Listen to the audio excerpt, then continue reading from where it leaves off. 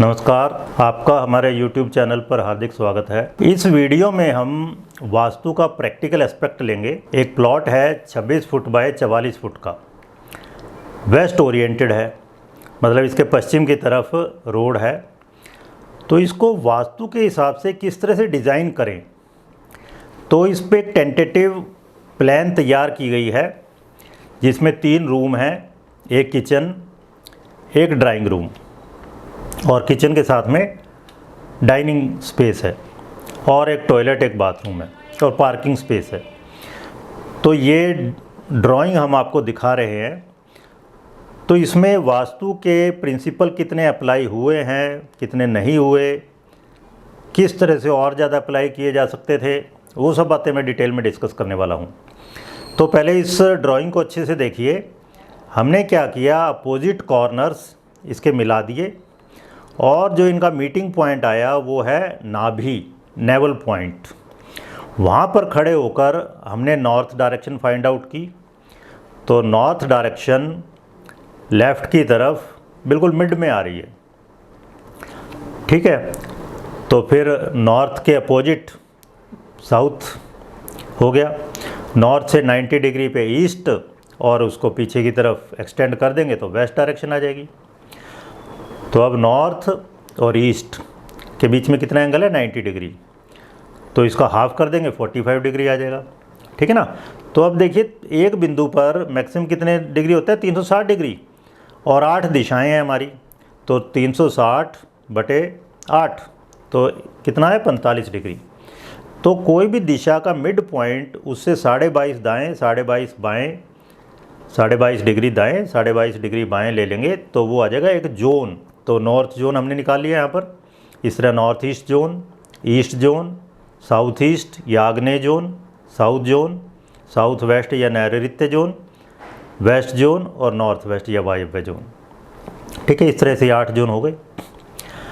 अब पश्चिम की तरफ रोड है, लेकिन यहाँ पे अब क्या किया गया, इसमें खूबसूरती क्या है, इसमें एंट्री दी गई, देखिए नॉर्थ वेस्ट से, ये बिल्कुल लेफ़्ट में नीचे की तरफ दिखा रखा है। तो नॉर्थ वेस्ट से एंट्री दे दी और ये पार्किंग स्पेस छोड़ दिया यहाँ पर 8 फुट बाय 14.5 फुट का, ठीक है। और यहीं से फिर अंदर की तरफ दरवाज़ा दे दिया जो ड्राइंग रूम में खुल रहा है। तो अब हम देखेंगे, ये जो दरवाज़ा है मेन डोर घर का, ये अब नॉर्थ में चला गया, मतलब घर का ओरिएंटेशन चेंज हो गया।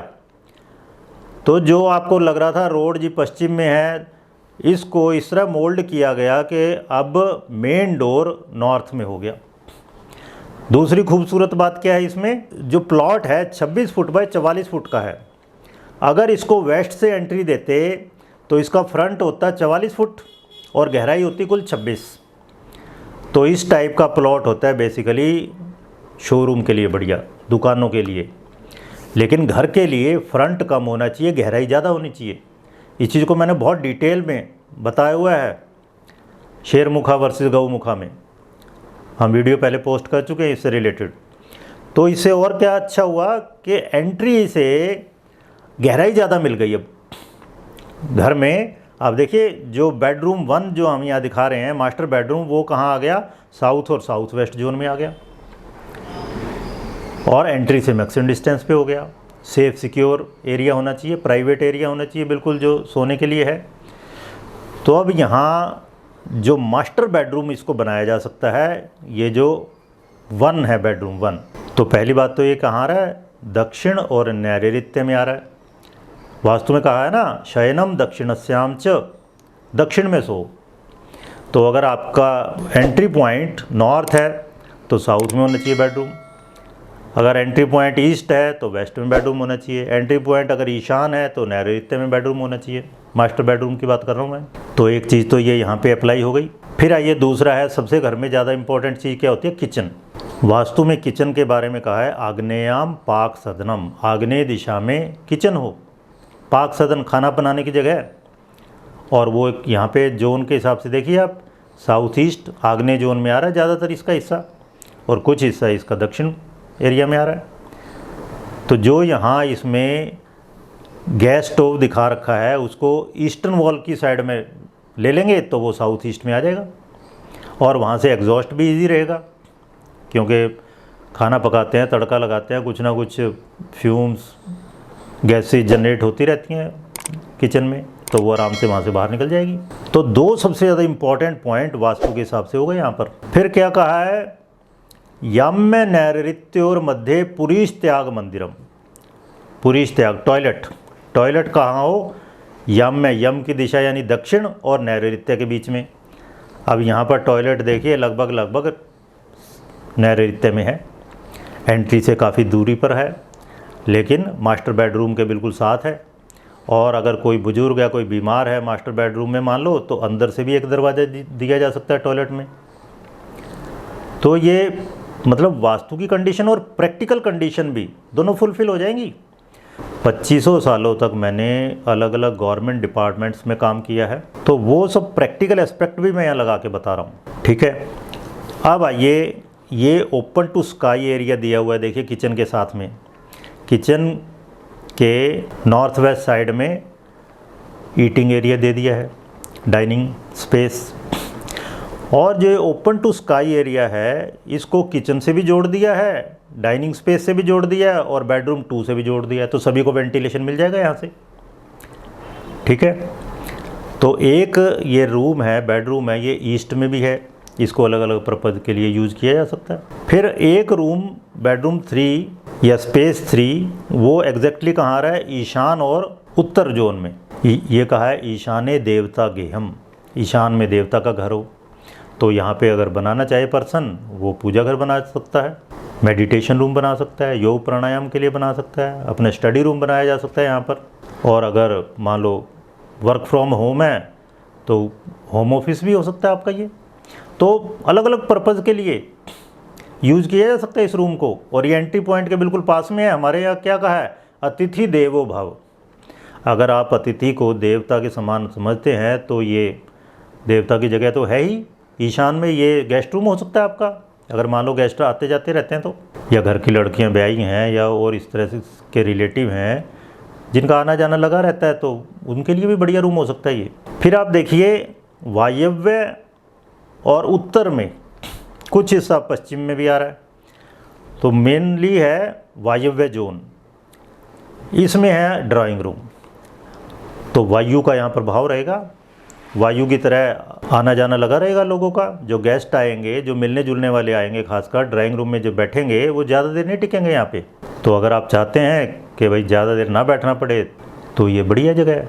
तो यहाँ पे आप ज़्यादा देर खुद भी नहीं बैठ पाएंगे, ठीक है। पार्किंग स्पेस आप देखिए नॉर्थ और नॉर्थ वेस्ट में, तो व्हीकल आपके वायु की गति से चलते रहेंगे, एक्टिव रहेंगे, ठीक है। ये बेडरूम जो 3 है इसके लिए विंडो आप देखिए पार्किंग साइड में दे दी है वेस्ट की तरफ, ठीक है। और ड्राइंग रूम में एक बाहर विंडो दे रखी है वेस्ट की तरफ और एक पार्किंग स्पेस में दे दी है, ठीक है।